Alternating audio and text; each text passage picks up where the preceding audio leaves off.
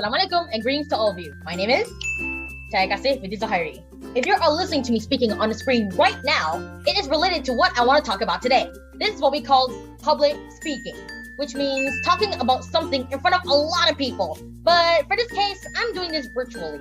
Now, to make this public speaking work well, especially when you want to talk in front of a crowd, it's time to learn about the 7 elements of speech communication process. Stick around, I just learned a little something. Number 1 is the speaker. As you might imagine, the speaker is the crucial first element within the speech communication process. Without a speaker, there's no process. The speaker is simply the person who is delivering or presenting the speech. After all, each of these people is presenting an oral message to an audience in a public setting. Most speakers, however, would agree that the listener is one of the primary reasons that they speak. The next is the listener. The listener is just as important as the speaker. Neither one is effective without the other. The listener is a person who have assembled to hear the oral message. The listener generally forms an opinion as to the effectiveness of the speaker and the validity of the speaker's message based on what they see and hear during the presentation. The listener's job sometimes including critiquing, commenting, or evaluating the speaker's style and message. Providing constructive feedback to speakers often help the speakers improve his or her speech tremendously. The next is message. Without any of these elements, public speaking won't go well. The message is what the speaker is discussing or the ideas that he or she is presenting to you as he or she covers a particular topic.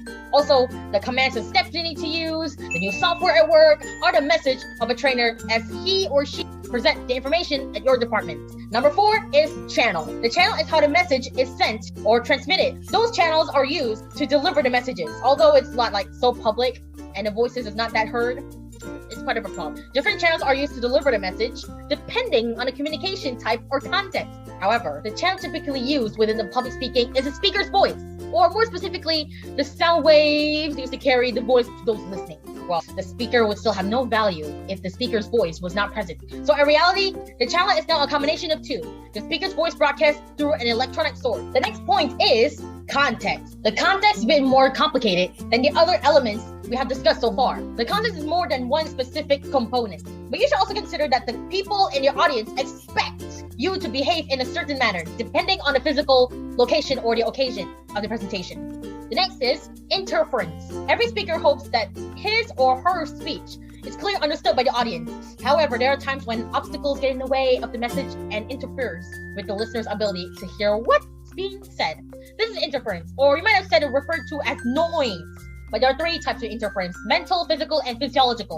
Mental interferences occurs when the listener is not fully focused on what he or she is hearing due to his or her thoughts.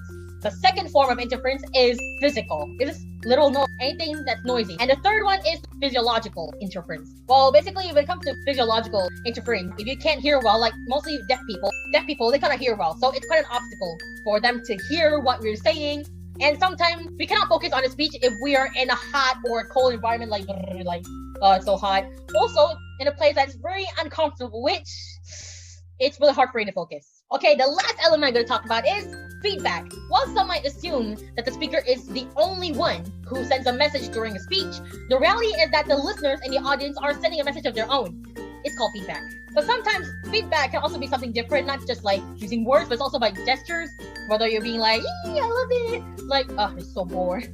Alright, so that's all for my assignment video. I'll be making more for this semester. I'll see you next time. See you signing out. Bye!